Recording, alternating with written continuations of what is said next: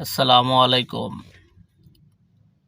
আজকে আমার আলোচনা হচ্ছে গতকাল ৩টি দল ৫টি দাবিতে কর্মসূচি ঘোষণা করেছেন। আসলে এই দাবিগুলো যৌক্তিক কিনা বর্তমান সময়ে?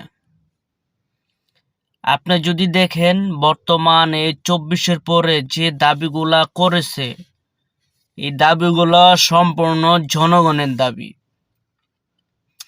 এই দাবিগুলোর পক্ষে রাস্তায় কেন নামতে হচ্ছে এই দলগুলোর? তার কারণ হচ্ছে ঐকমত্য কমিশনে এই বিষয়গুলো ফয়সালা না হওয়ার কারণে।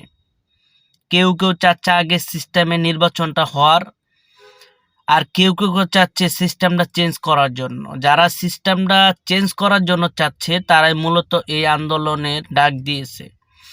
আর যারা চাচ্ছে যে আগের সিস্টেমে নির্বাচনে করার জন্য তারা কিন্তু ওই ঐকমত্য কমিশনে যাচ্ছে, কথা বলতেছে এবং সর্বশেষ প্রেস ব্রিফিংয়ে বলতেছে যে আগে নির্বাচন হয়ে যাক, তারপর এগুলা সংসদে যেয়ে সবকিছু সমস্যার সমাধান হবে। যদি সংসদে যায় সবকিছু সমস্যার সমাধান হয় তাহলে এতদিন সময় কেন নেওয়া হলো?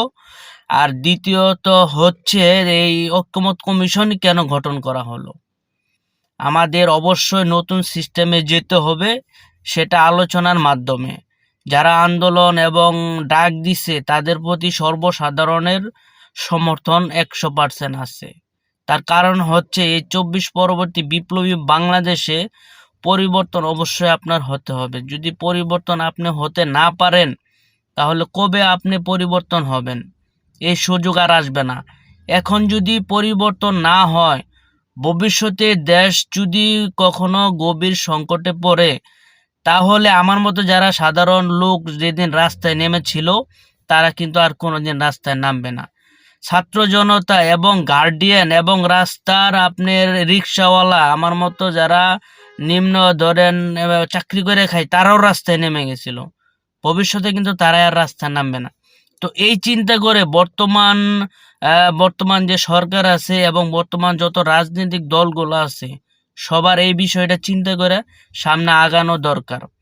যদি বাইচান্স শেখ হাসিনার মতো আরেকটা সরকার গড়ে ওঠে, তাহলে কিন্তু কেউ আর আগামী ৩০ বছরেও রাস্তায় কিন্তু নামবে না।